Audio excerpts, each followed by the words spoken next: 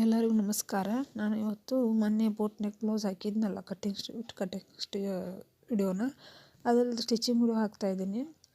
ಇಲ್ಲಿ ನಾನು ಫ್ರಂಟು ಮತ್ತು ಬ್ಯಾಕಲ್ಲಿ ಎರಡೂ ಕಡೆನೂ ಇದು ಕ್ಯಾನ್ವಾಸನ್ನು ಹಾಕಿ ಮತ್ತು ಪೋಟ್ಲಿ ಬಟನನ್ನು ಅಟ್ಯಾಚ್ ಮಾಡ್ತಾಯಿದ್ದೀನಿ. ಫ್ರಂಟಲ್ಲಿ ಪೋಟ್ಲಿ ಬಟನ್ ಇಲ್ಲ, ಜಸ್ಟ್ ಕ್ಯಾನ್ವಾಸ್ ಹಾಕಿ ಟರ್ನ್ ಮಾಡ್ತಾಯಿದ್ದೀನಿ. ಆಮೇಲೆ ಬ್ಯಾಕಲ್ಲಿ ಕ್ಯಾನ್ವಾಸ್ ಮತ್ತು ಪೋಟ್ಲಿ ಬಟನ್ ಎರಡು ಯೂಸ್ ಮಾಡ್ತಾಯಿದ್ದೀನಿ. ಅವರು ಕಸ್ಟಮೈಸ್ಡ್ ಇತ್ತಿದ್ದು ಈ ರೀತಿನೂ ಮಾಡಿರಿ ಅಂತ ಹೇಳಿದರು. ಮತ್ತು ಪ್ರಿನ್ಸ್ ಕಟ್ಟು ಬೋಟ್ ನೆಕ್ಕು, front deep, back boat neck design ಅದು ಇತ್ತು. ಡಿಸೈನ್ ತೋರಿಸ್ತೀನಿ ನೋಡಿ. ಇದು ಫ್ರಂಟ್ ಪಾರ್ಟಲ್ಲಿ ಈ ರೀತಿ ಶೇಪ್ ಹೇಳಿದ್ರು ಅವರು, ಲೀಫ್ ಶೇಪ್ ಹೇಳಿದ್ರು ಅಂಥೇಳಿ ನಾನು ಅದೇ ರೀತಿನೇ ಕ್ಯಾನ್ವಾಸ್ ಮಾಡಿ. ಇದು ಬ್ಯಾಕ್ ಪಾರ್ಟಿಗೂ ನಾನು ಕ್ಯಾನ್ವಾಸ್ ಹಾಕಿ ಎಲ್ಲ ರೆಡಿ ಮಾಡಿ ಇಟ್ಕೊಳತ್ತೀನಿ.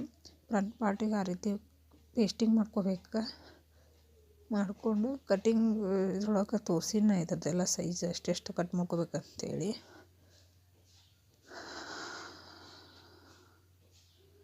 ಈ ರೀತಿ ಎಲ್ಲ ಅದನ್ನ ಬಟ್ಟಿನ ಸೈಡಿಗೆ ಬಟ್ಟೆ ಇರುತ್ತಲ್ಲ ಅದನ್ನು ಅರ್ಧ ಇಂಚ್ ಬಿಟ್ಟು ಒಂದು 1/4 ಇಂಚಿನಷ್ಟು ಬಿಟ್ಟಿರ್ತೀವಿ. ಅದೇನು ಮಾಡಬೇಕು, ಈ ರೀತಿ ಫೋಲ್ಡ್ ಮಾಡ್ಕೋಬೇಕು ಸುತ್ತಲೂ. ಅಂದ್ರೆ ನಮಗೆ ಫಿನಿಶಿಂಗ್ ಏನು ಕ್ಯಾನ್ವಾಸ್ ಕಾಣಿಸೋದಿಲ್ಲ ಮತ್ತು ಫಿನಿಶಿಂಗ್ನು ಚಲೋ ಬರ್ತೈತಿ ಒಳಗಿನ ಸೈಡ್ ಆದರೂ. ಅದಕ್ಕೆ ಈ ರೀತಿಯಾಗಿ ಇದು ಮಾಡಬೇಕು. ಸಾರಿ ಫ್ರೆಂಡ್ಸ್, ಏನಾದರೂ ತಿಳಿಲಿಲ್ಲ ಅಂದರೆ ಇದನ್ನು ಮಾಡಬೇಡಿ. ಸ್ವಲ್ಪ ನನಗೆ ಹೆಲ್ತ್ ಸರಿ ಇಲ್ಲ, ಅದಕ್ಕೆ ನಾನು ಸ್ವಲ್ಪ ಇದಾಗತೈತಿ. ಅದಕ್ಕೆ ಈ ರೀತಿ ಎಕ್ಸ್ಟ್ರಾ ಬಟ್ಟೆ ಬಂದಿದ್ದನ್ನು ಅಂದ್ರೆ ಮತ್ತು ಅದು ಸ್ವಲ್ಪ ದಪ್ಪಾಗಿ ನಾವು ನೆಕ್ ಶೇಪ್ ಮಾಡ್ತಿರ್ತೀವಲ್ಲ ಮೇನ್ ಫ್ಯಾಬ್ರಿಕ್ಕೊಳಗೆ ಅಲ್ಲೊಂದು ಸ್ವಲ್ಪ ದಪ್ಪಾಗಿ ಅದು ಶೇಪ್ ಸರಿಯಾಗಿ ಬರೋಲ್ಲ ಅಂಥೇಳಿ ಎಕ್ಸ್ಟ್ರಾ ಬಟ್ಟೆ ಇದನ್ನು ಸ್ವಲ್ಪ ಕಟ್ ಮಾಡ್ಕೊಳತ್ತಿದ್ದೆ ಸೈಡಿಗೆ. ನೋಡ್ರಿ ಇಲ್ಲಿ ಸ್ವಲ್ಪ ಒಂದೊಂದು ಕಡೆ ಸ್ವಲ್ಪ ಎಕ್ಸ್ಟ್ರಾ ಬಟ್ಟೆ ಬಂದಿತ್ತದು.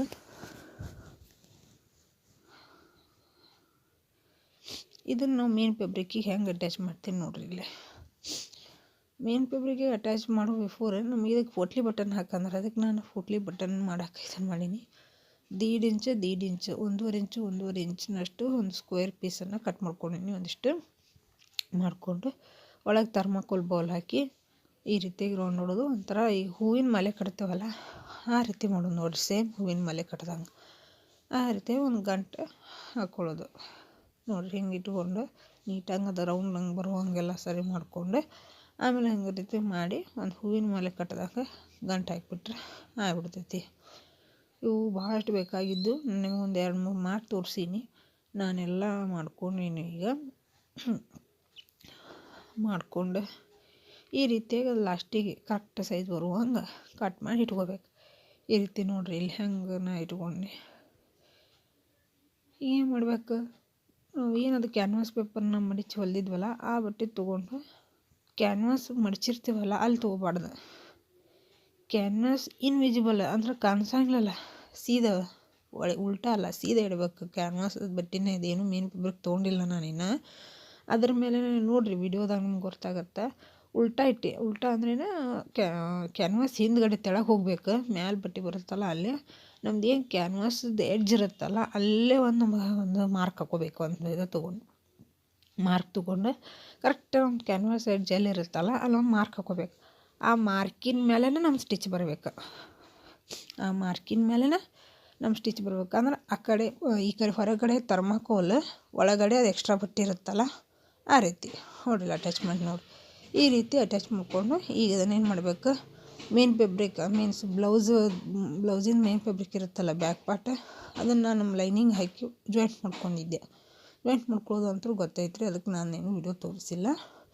ಜಾಯಿಂಟ್ ಮಾಡ್ಕೊಂಡಿದ್ದೆ ಅದನ್ನು ತೋರಿಸಿ ನೋಡಿರಿ. ಅದ್ರ ಮೇಲೆ ಇದನ್ನು ನಮ್ದು ಏನು ನಾವು ಇದನ್ನು ಮಾಡಿವಲ್ಲ ನೋಡಿರಿ, ಪೋಟ್ಲಿ ಬಟನ್ ಕಾಣಿಸಾಕತ್ತಿಲ್ಲ ನಿಮಗೆ. ಆದರೆ ಇಲ್ಲಿ ಎಲ್ಲಿ ಹೋದು ಅಂತ ಏನಾರ ಆದರೂ ಒಬ್ಬೊಬ್ಬರಿಗೆ ಇದಾಗ್ಬೋದು. ಪೋಟ್ಲಿ ಬಟನ್ ಬ್ಯಾಕ್ ಸೈಡ್ ಅದಾವೆ. ಏನಿದು ಕ್ಯಾನ್ವಾಸ್ ಕಾಣ್ತೈತಿಲ್ಲ ಇಲ್ಲಿ ಪೋಟ್ಲಿ ಬಟನ್ ಹಚ್ಬಾರ್ದು. ಕ್ಯಾನ್ವಾಸ್ ಕಾಣಂಗಿಲ್ಲ ನೋಡ್ರಿ ಅಲ್ಲಿ ಹಚ್ಬೇಕು. ಅಂದ್ರೆ ನಮಗೆ ಟರ್ನ್ ಮಾಡಿದ ಕೂಡ ಏನಾಗ್ತೈತಿ, ಆ ಪೋಟ್ಲಿ ಬಟನ್ನ ನಮಗೆ ಕಾಣ್ತಾವೆ. ನೋಡಿರಿ ನಾ ಮಾಡಿ ತೋರಿಸ್ತೀನಿ. ಈ ರೀತಿ ಅಲ್ಲಿ ಸೆಂಟ್ರ್ 1/2 ಇಂಚ್ ಬಿಟ್ಟಿದ್ವಲ್ಲ ನಾವು ಅಲ್ಲಿ ಏನು ಮಾಡಬೇಕು, ಆ ಕಡೆ ಒಂದು ಮಾತು ಸ್ಟಿಚ್ ಬರುತ್ತೆ. ಆ ರೀತಿಯಾಗಿ ಒಂದು 1/4 ಇಂಚಿನಷ್ಟು ಸೆಂಟ್ರ್ ಬಿಟ್ಟು ಸ್ಟಿಚ್ ಬರಬೇಕು. ಈ ರೀತಿ ಟರ್ನ್ ಮಾಡ್ಕೊಂಡು ಹೋಗ್ತೀನಿ ನೋಡ್ರಿ. ನಾನು ಟರ್ನ್ ಮಾಡಿಕೊಂಡೆ ಇಲ್ಲಿ ಮ್ಯಾಗ ರೌಂಡ್ ಶೇಪ್ ಐತದ ಅಂದರೆ ಏನು ನಾವು ನೀಡಲ್ ಏನು ಸಿಗಿಸೋದು ಮಾಡೋದು ಏನೂ ಮಾಡಬಾರ್ದು. ಇಲ್ಲಿ ಕೆಳಗೆ ಏನೈತಿ ಸ್ಕ್ವೇರ್ ಐತಿ. ಸ್ಕ್ವೇರ್ ಇದ್ದಲ್ಲಿ ಏನು ಮಾಡಬೇಕು, ನಿಡಲನ್ನು ಆ ಬಟ್ಟೆ ಒಳಗೆ ಸಿಗಿಸ್ಬೇಕು. ಸಿಗಿಸಿ ಸ್ವಲ್ಪ ಫೂಟನ್ನು ಎತ್ತಿ ಟರ್ನ್ ಮಾಡ್ಕೋಬೇಕು. ನೋಡಿರಿ ಇಲ್ಲಿ ಸ್ಕ್ವೇರ್ ಐತಿ, ಇಲ್ಲಿನೂ ಹಂಗೆ ಮಾಡಿ ನೋಡಿರಿ. ಈ ರೀತಿಯಾಗಿ ನಮಗೇನು ಇದು ಈ ಸ್ಟಿಚ್ ಹಾಕಕ್ಕೆ ನಮಗೇನು ಸಿಗುತ್ತಪ್ಪ ಒಂದು ಗ್ರಿಪ್ ಅಂದ್ರೆ, ನಾವೇನಾಗ ಪೋಟ್ಲಿ ಬಟನ್ ಹಾಕ್ದೆ ಎಕ್ಸಾಕ್ಟ್ ಆ ಲೈನ್ ಮೇಲೆ ಹಾಕ್ಕೋತ ಬಂದೀವಿ. ಅದು ಏನು ಸ್ಟಿಚ್ ಬಂದಿರಲ್ಲ ಆ ಸ್ಟಿಚ್ ಮೇಲೆ ಇಲ್ಲಿ ಆದ ಸ್ಟಿಚ್ ಮೇಲೆ ನಾವು ಸ್ಟಿಚ್ ಹಾಕೋತ ಬಂದುಬಿಡ್ಬೇಕು. ನಮ್ಗೆ ಎಲ್ಲಿ ಏನೂ ಬಟ್ಟೆ ಹೊರಗೆ ಬರೋದು, ಪುಟ್ಲಿ ಏನಾರ ಸ್ವಲ್ಪ ಹೊರಗೆ ಬರೋದು ಆ ರೀತಿ ಏನೂ ಆಗೋಲ್ಲ. ಏನು ಪೋಟ್ಲಿದು ಕರೆಕ್ಟಾಗಿ ಲೈನ್ ಹಾಕಿರ್ತಿರಲ್ಲ ಅದೇ ಸ್ಟಿಚ್ ಬ್ಯಾಕ್ ಸೈಡ್ ಬಂದಿರ್ತೈತಿ. ಆ ಸ್ಟಿಚ್ ಮೇಲೇ ಈ ಬ್ಯಾಕ್ ಪಾರ್ಟನ್ನು ನೀವು ಅಟ್ಯಾಚ್ ಮಾಡ್ಕೋಬೇಕು. ಬ್ಯಾಕ್ ಪಾರ್ಟ್ ಡಿಸೈನನ್ನು ಅಲ್ಲಿಂದ ಒಂದು 1/4 ಇಂಚು ಅಥವಾ ಅರ್ಧ ಇಂಚಿನಷ್ಟು ಬಿಟ್ಟು ಬಟ್ಟೆಯನ್ನು ಎಲ್ಲ ಕಟ್ ಮಾಡಿ ತೆಗಿಬೇಕು. ಈ ರೀತಿ ಕಟ್ ಮಾಡಿ ತೆಗೆದ್ಮೇಲೆ ನಾವೆಲ್ಲ ಎಡ್ಜಸ್ ಕಡೆನೂ, ಯಾಕಂದ್ರೆ ಸ್ವಲ್ಪ ಇದೇನೈತಿ ಟರ್ನಿಂಗ್ ಐತಿ, ಎಲ್ಲ ಎಡ್ಜಸ್ ಕಡೆನೂ ನಾವು ಸ್ವಲ್ಪ ಟ್ರಿಮ್ಸ್ ಮಾಡ್ಕೋಬೇಕು. ಟ್ರಿಮ್ಸ್ ಮಾಡ್ಕೊಂಡು ಬಂದರೆ ನಮಗೆಲ್ಲ ಎಡ್ಜಸ್ನು ಕರೆಕ್ಟಾಗಿ ಹೊರಗಡೆ ಬರ್ತಾವೆ. ಇಲ್ಲಾಂದರೆ ಇವು ಯಾವ ಕಾರ್ನರ್ಸ್ ಏನಿದೆ ಅದಾವಲ್ಲ ಅವೇನು ಶೇಪ್ ಬರಲ್ಲ. ನೋಡ್ರಿ ಈ ರೀತಿ ಎಲ್ಲ ಕಡೆನೂ, ಅಂದರೆ ಒಂದು ಕಡೆ ರೌಂಡ್ ಶೇಪ್ ಐತಿ, ಒಂದು ಕಡೆ ಸ್ಕ್ವೇರ್ ಐತಿ. ಈ ರೀತಿಯಾಗಿ ನಾವು ಎಲ್ಲ ಕಡೆನೂ ಒಂದು ಸ್ವಲ್ಪ ಟ್ರಿಮ್ಸ್ ಮಾಡ್ಕೊಂಡ್ಬಿಡ್ಬೇಕು. ಯಾವುದೇ ನೆಕ್ಕಾದ್ರೂ ನಾವು ಹೊಲಿಬೇಕಾದ್ರೆ ಸ್ವಲ್ಪ ಟ್ರಿಮ್ ಮಾಡ್ಕೊಂಡ್ಬಿಟ್ವಿ ಅಂದ್ರೆ ನಮ್ಗೆ ಟರ್ನಿಂಗ್ ಮಾಡ್ಲಿಕ್ಕೆ ಈಸಿ ಆಗ್ತೈತಿ. ಪ್ಲಸ್ ನಮ್ಮದು ಒಳ್ಳೆ ಡಿಸೈನೂ ಚೆಂದ ಬರ್ತೈತೆ. ನೋಡಿರಿ ಈಗ ಹೆಂಗೆ ಪೋಟ್ಲಿ ಬಟನ್ ಕಾಣತ್ತವಲ್ರಿ ನಮಗೆ. ಅದಕ್ಕೆ ನಿಮ್ಗೆ ಆ ರೀತಿಯಾಗಿ ಮಾಡ್ಬೇಕು. ಒಂದು ಸ್ವಲ್ಪ ವಿಡಿಯೋನ ನೀವು ಲಕ್ಷ ಕೊಟ್ಟು ಪೂರ್ತಿ ವಿಡಿಯೋನ ನೋಡಿದ್ರಿ ಅಂದ್ರೆ ಅದರದ್ದು ಐಡಿಯಾ ಸಿಗುತ್ತೋ. ಒಂದು ಸಲ ಬಿಟ್ಟು 2 ಸಲ ನೋಡಿದ್ರಿ ಅಂದ್ರೆ ನಿಮ್ಗೆ ಅದರದ್ದು ಎಲ್ಲ ಐಡಿಯಾ ಸಿಗುತ್ತೆ. ಹೆಂಗೆ ಮಾಡ್ಯಾರ ಏನು ಮಾಡ್ಯಾರ. ನಾನೇನು ಮಾಡಿದೆ, ಟರ್ನ್ ಮಾಡಿದೆ. ಎಲ್ಲ ಕಡೆ ಒಂದು ಸ್ವಲ್ಪ ಎಡ್ಜಸ್ ಕಾರ್ನರ್ಸ್ ಭಾಳ ಅದಾವೆ ಈ ಡಿಸೈನ್ ಒಳಗೆ. ಸ್ವಲ್ಪ ಸರಿಯಾಗಿ ಎಲ್ಲ ಮಾಡಿಕೊಂಡು ಇದು ಆಗ್ಲಾರ್ದಂಗೆ ಎಲ್ಲ ಬಟ್ಟೆ ಹೊರಗೆ ಬರ್ಲಾರ್ದಂಗೆ ನೋಡಿಕೊಂಡು ಎಲ್ಲ ಮಾಡಿ ಟರ್ನ್ ಮಾಡಿದೆ. ನೋಡಿರಿ ಈ ರೀತಿ ಪೋಟ್ಲಿ ಬಟನ್ ಡಿಸೈನ್ ಮಾಡೋದು. ನೀವು ಇದೇ ಡಿಸೈನನ್ನು ನಾವು ಮಾಡೋಂತಲ್ಲ, ಬೇರೆ ಯಾವ ಬೇಕಾದ ರೌಂಡ್ ಶೇಪ್ ಡಿಸೈನ್ ಇರುತ್ತಲ್ಲ, ಹೌದು ಏನು ಬೇಕಾದ ಡಿಸೈನು ಇದೇ ರೀತಿನ ನೀವು ಕ್ಯಾನ್ವಾಸ್ ಯೂಸ್ ಮಾಡಿ ಪೋಟ್ಲಿ ಬಟನ್ ಯೂಸ್ ಮಾಡಿದ್ರೆ ಅಂದರೆ ಸೇಮ್ ನೀವು ಯಾವ ಡಿಸೈನ್ ಮಾಡ್ತೀರೋ ಅದಕ್ಕೆ ಇದರ ಪೋಟ್ಲಿ ಬಟನನ್ನು ಅಟ್ಯಾಚ್ ಮಾಡ್ಕೋಬೋದು. ಸೇಮ್ ಇದೇ ಮೆಥಡ್ ಒಳಗೆ ಜಸ್ಟ್ ಡಿಸೈನ್ ಅಷ್ಟೇ ಬೇರೆ ಮಾಡ್ಕೋಬೋದು. ಇನ್ನು ನಾನು ಬೇರೆ ಬೇರೆ ಡಿಸೈನ್ಗಳನ್ನು ಹಾಕ್ತೀನಿ. ಹೀಗೆ ವಿಡಿಯೋಗಳನ್ನು ನೋಡ್ತಾ ಇರಿ ನೀವು. ನಾ ಬೇರೆ ಬೇರೆ ಈ ಲೇಟೆಸ್ಟ್ನಲ್ಲಿರುವಂಥ ಡಿಸೈನ್ಗಳನ್ನು ನೋಡಿರಿ. ಈ ರೀತಿಯಾಗಿ ರೆಡಿ ಆಯ್ತು ನೋಡಿರಿ. ಅಲ್ಲೇನು ಮಾಡ್ಬೇಕು, ಸೆಂಟ್ರ್ ಒಂದು ಬರುತ್ತೆ. ಇದಕ್ಕೆ ನಾನು ಡಾಚಿಡೋದು ಬೆನ್ಪಟ್ಟಿನ ಹಿಡಿದೆ. ಅದು ಗೊತ್ತಿತ್ತು ಅಂತೇಳಿ ನಾನೇನು ವಿಡಿಯೋ ಮಾಡೋಕ್ಕೋಗಲ್ಲ. ನಾನು ಎಷ್ಟು ವಿಡಿಯೋ ಲೆಂದಿ ಮಾಡ್ತೀನಿಲ್ಲ, ಮತ್ತು ನಿಮ್ಗೆ ನೋಡೋಕೆ ಇದಾಗಲ್ಲ ಅಂತೇಳಿ ನಾನು ಏನು ನನಗೆ ಇಂಪಾರ್ಟೆಂಟ್ ಐತೆ ಅಂತೇಳಿ ಅಷ್ಟೇ ನಾನು ಮಾಡ್ಕೋತ ಹೊಂಟೀನಿ. ಇಲ್ಲಿ ನಾನು ಲಾಸ್ಟ್ ವಿಡಿಯೋದೊಳಗೆ ಸಾಕಷ್ಟು ವಿಡಿಯೋದೊಳಗೂ ನಾನು ಯಾವ ಬೆನ್ಪಟ್ಟಿ ಹಚ್ಚೋದನ್ನು ತೋರಿಸ್ತೀನಿ, ಜಾಯಿಂಟ್ ಮಾಡೋದನ್ನು ತೋರಿಸ್ತೀನಿ, ಎಲ್ಲನೂ ಸ್ಲೀವ್ ಅಟ್ಯಾಚ್ ಮಾಡೋದು ತೋರಿಸ್ತೀನಿ. ಸೇಮ್ ಪ್ರೊಸೀಜರ್, ಏನೂ ಅದರೊಳಗೆ ಏನೂ ಚೇಂಜಸ್ ಬರೋಂಗಿಲ್ಲ.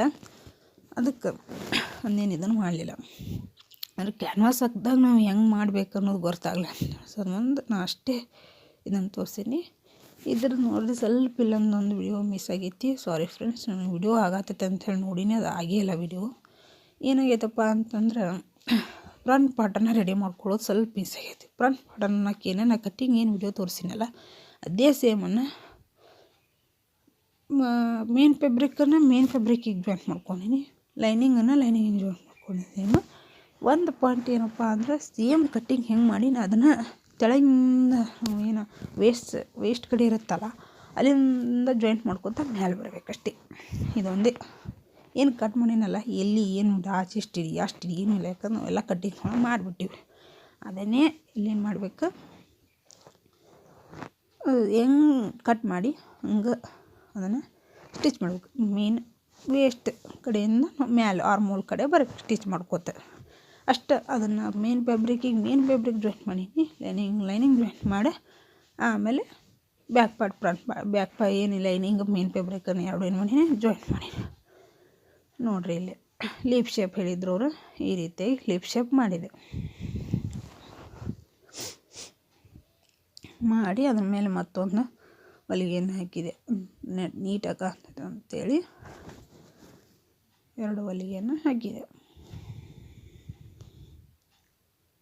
ನೋಡಿರಿ ಈ ರೀತಿಯಾಗಿ ಏನು ಮಾಡಿದ್ರೆ ನೆಕ್ ನಿಮಗೇನು ಅನ್ನಿಸ್ಬೋದು ಇಷ್ಟು ಬ್ರಾಡ್ ಐತಿಲ್ಲಪ್ಪ ಇಲ್ಲಿ ಇದು ಶೋಲ್ಡರ್ ಡ್ರಾಪ್ ಆಗ್ಬೋದು ಅಂತಂದು ಅನ್ಕೊಳತ್ತಿರ್ಬೋದು. ಏನೂ ಆಗಲ್ಲ ರೀ. ನಾನು ಆಗಲೇ ಅದನ್ನು ಕಸ್ಟಮರಿಗೆ ಇದು ಮಾಡಿ ನೋಡೀನಿ. ಆದ್ರೆ ಅದು ಅಷ್ಟೇ ಡ್ರಾಪ್ ಆಗಿಲ್ಲ. ಎಷ್ಟು ಕರೆಕ್ಟಾಗಿ ನೀಟಾಗಿ ಒಂದು ತಟ್ಟಗೆ ಪಫ್ಸ್ ಬರಲಾರ್ದು ನೀಟಾಗಿ ರೆಡಿ ಆಗೈತೆ ನೋಡಿರಿ. ಅದಕ್ಕೂ ನಾವೇನು ಮಾಡ್ಬೇಕು, ಫ್ರಂಟ್ ಪಾರ್ಟಿಗೂ ಒಂದು ಸ್ವಲ್ಪ ಹೆಂಗೆ ಬ್ಯಾಕ್ ಪಾರ್ಟಿಗೆ ನಾವು ಬೆನ್ನು ಪಟ್ಟಿಯನ್ನು ಹಾಕೊಟ್ಕೊಂಡ್ವಲ್ಲ ಹಂಗೆ ಫ್ರಂಟ್ ಪಾರ್ಟಿಗೂ ಸೇಮ್ ಪ್ರೊಸೀಜರ್ ಬೆನ್ನು ಪಟ್ಟಿ ಕೊಡಬೇಕು ಅಷ್ಟೇ, ಏನೂ ಇಲ್ಲ. ಕೆಳಗಡೆ ಏನು ಬೆನ್ನು ಪಟ್ಟಿ ಕೊಡ್ತೀವಲ್ಲ ಆ ರೀತಿನ ಫ್ರಂಟ್ ಪಾರ್ಟಿಗೂ ಕೊಡಬೇಕು. ಪ್ರಿನ್ಸಸ್ ಕಟ್ಟಿಗೆ ಕೊಟ್ಟೆ, ಅದನ್ನು ನಾನು ಏನು ಇದು ಮಾಡಿಲ್ಲ. ಸೇಮ್ ಇಲ್ಲಿ ನೋಡಿರಿ, ಇದು ಸ್ಲೀವ್ ರೆಡಿ ಮಾಡಕತ್ತೀನಿ. ಸ್ಲೀವ್ ಹೆಂಗಪ್ಪ ಅಂದ್ರೆ ಇದು 5 ಪಫ್ ಅಷ್ಟೇ 4 ಪಫ್ ಅಷ್ಟೇ ಬಂದಾವ ನೋಡಿರಿ. 4 ಪಫ್ ನೋಡಿರಿ ಇಲ್ಲಿ ಹೆಂಗಂದ್ರೆ ನಾನು ಮಾರ್ಕ್ ಹಾಕಿ ನೋಡ್ರಿ ಅಲ್ಲಿ ಈ ರೀತಿ ಮಾಡತ್ತಲ್ಲ ಅಲ್ಲಿಂದ ಈ ರೀತಿಯಾಗಿ 2 ನೋಡಿ ಹಿಂಗೆ 2 ಪಫ್ ಇಡದೆ ಒಂದು ಸ್ವಲ್ಪ ಇಲ್ಲಿ 1 ಇಂಚಿನಷ್ಟು ಬಿಟ್ಟು ಈಗ ಅಪೋಸಿಟ್ 2 ಪಫ್ ಮಾಡಬೇಕು. ಒಂದು ಈ ಕಡೆ ಒಳಗೆ ಹಾಕಿದ್ರಲ್ಲ, ಇನ್ನೊಂದು ಆ ಕಡೆಯಿಂದ ಒಳಗೆ ಹಾಕ್ಬೇಕು. ಸ್ವಲ್ಪ ಡೀಪಾಗಿ ನೀವು ಇದನ್ನು ವಿಡಿಯೋ ನೋಡ್ರಿ ಗೊತ್ತಾಗುತ್ತೆ. ಅದೇನು ವಿಡಿಯೋ ಏನಿದು ಇಲ್ಲ, ಟಫ್ ಇಲ್ಲ, ಈಸಿ ಐತಿ. ನೋಡಿದ್ರಂದ್ರೆ ನಿಮ್ಗೆ ಅರ್ಥ ಆಗುತ್ತೆ. ಈಗೇನು ಮಾಡಬೇಕು, ತೆಳಗಡೆ ಏನಾಗುತ್ತೆ ಇದು ನೋಡಿ ಮ್ಯಾಗಿನ ಇದೇನು ಸ್ಲೀವ್ ಇದು ಮಾಡಿದ್ನಲ್ಲ ಪಫ್, ಅದಕ್ಕೆ ನಾನು ಲೈನಿಂಗ್ ಹಾಕಿಲ್ಲ. ಯಾಕಂದ್ರೆ ಶೇಪ್ ಪಫ್ ಕರೆಕ್ಟಾಗಿ ಕಾಣಲ್ಲ ಅಂಥೇಳಿ ನಾನು ಲೈನಿಂಗ್ ಅಟ್ಯಾಚ್ ಮಾಡಿಲ್ಲ. ಜಸ್ಟ್ ತೆಳಗೆ ಏನು ಬಾರ್ಡ್ರ್ ಐತಲ್ಲ ಅದಕ್ಕಷ್ಟೇ ಲೈನಿಂಗ್ ಹಾಕತ್ತೀನಿ ನೋಡಿರಿ. ಮತ್ತು ಇದಕ್ಕೂ ಪೋಟ್ಲಿ ಬಟನ್ ಹಚ್ಬೇಕಂತೇಳಿ ಇತ್ತದು ಹೇಳಿದ್ರು ಅವರು. ಈ ರೀತಿಯಾಗಿ ನಾನು ಮೇನ್ ಫೆಬ್ರಿಕ್ ಇರುತ್ತಲ್ಲ ಅದಕ್ಕೆ ನಾನು ಏನು ಮಾಡಕತ್ತೆ, ಕರೆಕ್ಟ್ ನಮಗೆ ಎಲ್ಲಿ ಎಷ್ಟು ಬಟ್ಟೆ ಒಳಗೆ ಹೋಗ್ಬೇಕಾಗಿರ್ತೈತಲ್ಲ ಅಷ್ಟು ಬಟ್ಟೆಗೆ ಸ್ಟಿಚ್ ಬರಬೇಕು. ಇಲ್ಲಿ ಸಹ ಎಷ್ಟು ಬಟ್ಟೆ ನಾವು ಫೋಲ್ಡ್ ಮಾಡಬೇಕಾಗಿರ್ತೈತಲ್ಲ ಒಳಗಿನ ಸೈಡಿಗೆ, ಹೆಂಗೆ ನಾರ್ಮಲ್ ಸ್ಲೀವ್ ಹೊಲಿದ ಮುಂದೆ ಹೆಂಗೆ ನಾವು ಎಷ್ಟು ಬಟ್ಟೆಗೆ ಇಟ್ಟು ಇದು ಹೊಲಿತೀವಲ್ಲ, ಸ್ಟಿಚ್ ಹಾಕ್ತೀವಲ್ಲ ಅದೇ ರೀತಿಯೇ ಅದೇ ಸ್ಟಿಚ್ ಥರನೇ ನಾವು ಅದೇ ಸ್ಟಿಚ್ ಮೇಲೆ ಈ ಪೋಟ್ಲಿ ಬಟನ್ನ ಹಚ್ಕೋತ ಹೋಗೋದು. ಮೇನ್ ಫೆಬ್ರಿಕ್ಕಿಗೆ ಹಚ್ಚಕತ್ತೀನಿ ನೋಡಿರಿ. ಫಸ್ಟ್ ಇನ್ನೂ ನಾನು ಲೈನಿಂಗ್ ಅಟ್ಯಾಚ್ ಮಾಡಿಲ್ಲ, ಮೇನ್ ಫೆಬ್ರಿಕ್ಕಿಗೆ ಹಚ್ಚೀನಿ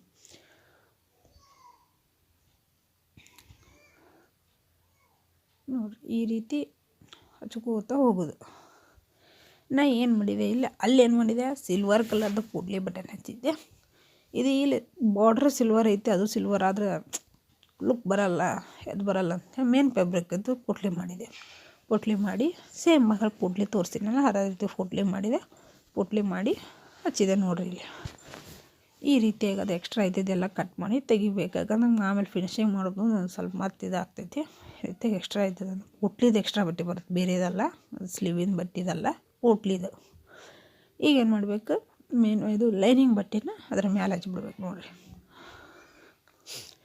ನೋಡಿರಿ ನಾ ಯಾಕೆ ಉಲ್ಟಾ ಇಟ್ಕೊಂಡೆ ಅಂದ್ರೆ ನೋಡಿರಿ, ಪೋಟ್ಲಿ ಸೆಂಟ್ರ್ ಹೋದು ಮೇಲೆ ಮೇನ್ ಫೆಬ್ರಿಕ್ ತೆಳಗೆ ಲೈನಿಂಗ್ ಐತಿ. ಯಾಕೆ ಉಲ್ಟಾ ಇಟ್ಕೊಂಡೆ ಅಂದ್ರೆ ಏನಾಗಲ್ಲ, ಈ ಪೋಟ್ಲಿ ಹೊಲಿಬೇಕಾದ್ರೆ ಒಂದು ಸ್ಟಿಚ್ ಬಂದಿತ್ತು ರೀ, ಆ ಸ್ಟಿಚ್ ಮೇಲೆ ಇಲ್ಲಿ ಸ್ಟಿಚ್ ಹಾಕಿಬಿಟ್ವಿ ಅಂದ್ರೆ ಮೇನ್ ನಾನು ನೆಕ್ ಒಳಗೆ ಹೇಳಿದ್ನಲ್ಲ ಆ ರೀತಿ ಸ್ಟಿಚ್ ಹಾಕಿಬಿಟ್ವಿ ಅಂದ್ರೆ ನಮ್ಗೆ ಯಾವುದೂ ಪೋಟ್ಲಿ ಹೊರಗೆ ಹೋಗೋದು ಒಳಗೆ ಬರೋದು ಅತ್ತಾಗೋದು ಇತ್ತಾಗೋದು ಏನು ಪ್ರಾಬ್ಲಮ್ ಆಗಂಗಿಲ್ಲ.